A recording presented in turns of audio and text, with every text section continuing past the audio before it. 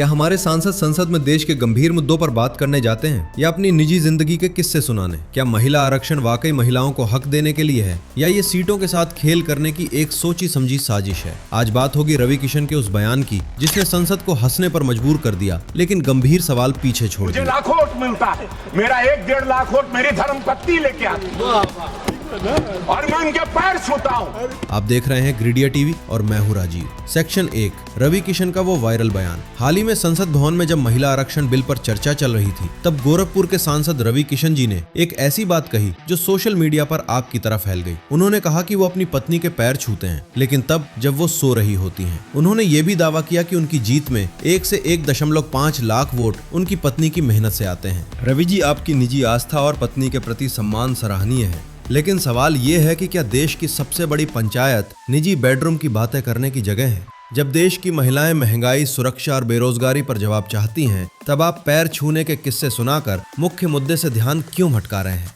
आरक्षण या साजिश? अब आते हैं उस असली खेल पर जिसे जनता को समझना जरूरी है। सरकार ने नारी शक्ति वंदन अधिनियम तो पास कर दिया, लेकिन इसके साथ एक बड़ी शर्त जोड़ दी, परिसीमन और जनगणना।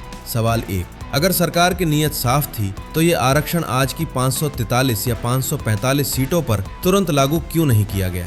सवाल 2, इसे साल 2026 या उसके बाद होने वाले परिसीमन से क्यों जोड़ा गया?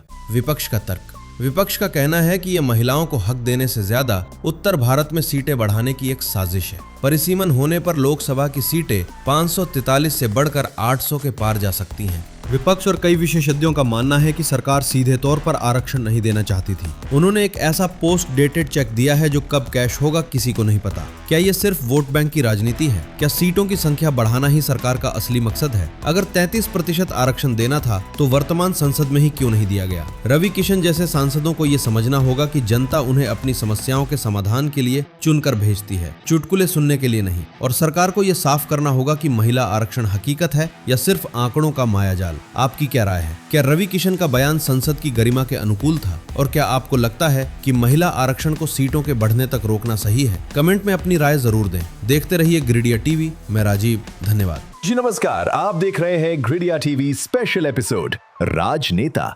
सब्सक्राइब करें।